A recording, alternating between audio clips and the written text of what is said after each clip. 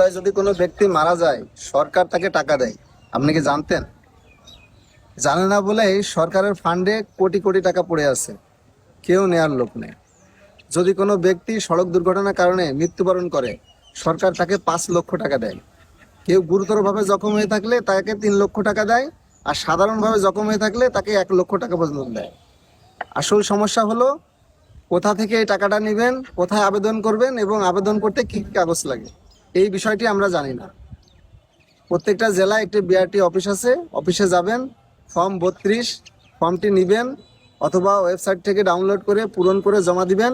কাগজপত্র যদি কোনো জিডি করে থাকেন অথবা মামলা করে থাকেন এই দুর্ঘটনার বিষয়ে, সেই কাগজ লাগবে।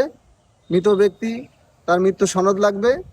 আর যদি আহত নিহত হয়ে থাকে চিকিৎসার যাবতীয় কাগজপত্র লাগবে, এবং যে আবেদন করবে তার এনআইডি কার্ডের ফটোকপি লাগবে। এই বিষয়টি এইগুলো যদি আপনি জমা দিতে পারেন, ট্রাস্টি বোর্ড এই বিষয়টা নিয়ে আলোচনা করবে। যদি যুক্তিসঙ্গত মনে হয় তাহলে যে আবেদন করবে আবেদনকারীর অ্যাকাউন্টে কিন্তু টাকাটা চলে যাবে। এই ভিডিও একটি বেশি বেশি শেয়ার করে দিবেন যাতে সবাই বিষয়টি জানতে পারে।